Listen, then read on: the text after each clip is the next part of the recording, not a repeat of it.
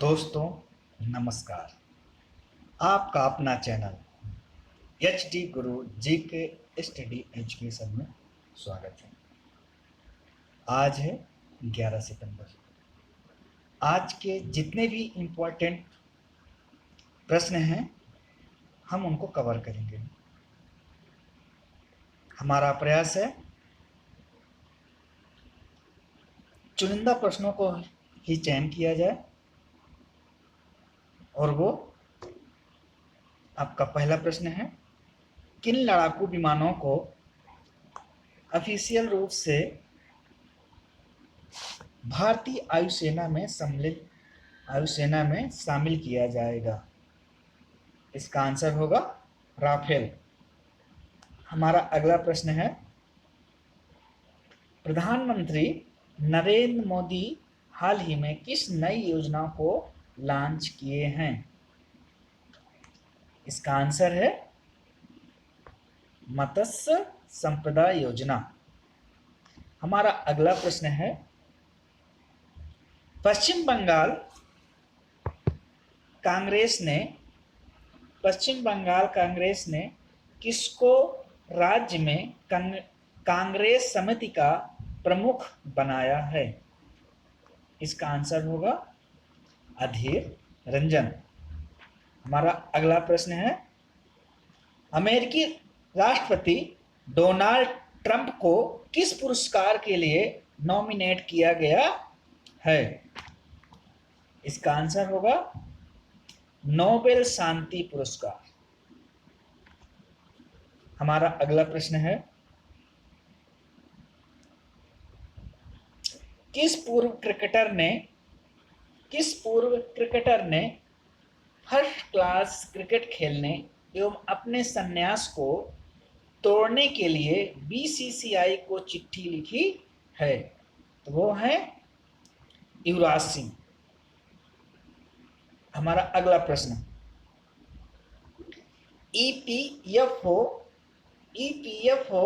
ने पिछले वित्त वर्ष में कितने प्रतिशत ब्याज को 2 किस्तों में देने की घोषणा की है? इसका आंसर होगा 8.5%। 8.5%।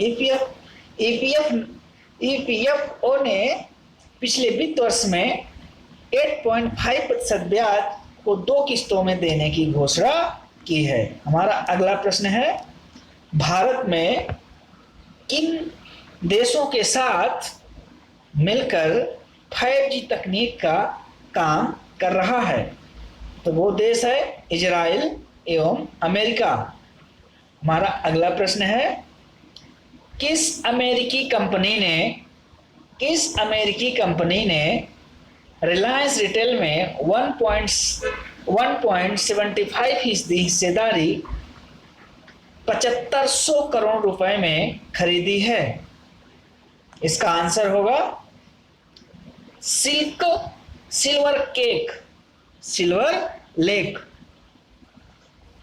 Silver lake. हमारा अगला प्रश्न है,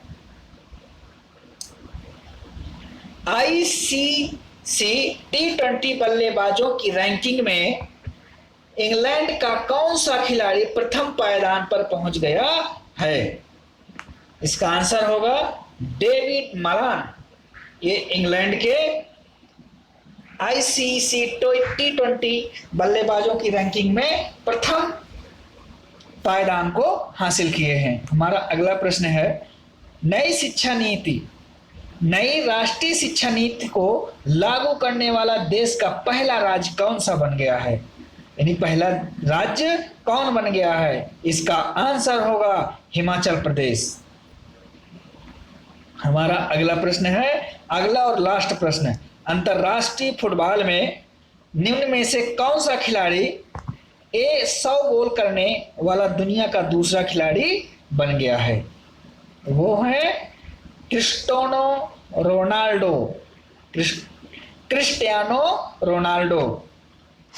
दोस्तों इसको लाइक कीजिए, शेयर कीजिए, कमेंट कीजिए। हम आपको इसी तरह के प्रश्नों को आपके बीच लाते रहेंगे। धन्यवाद।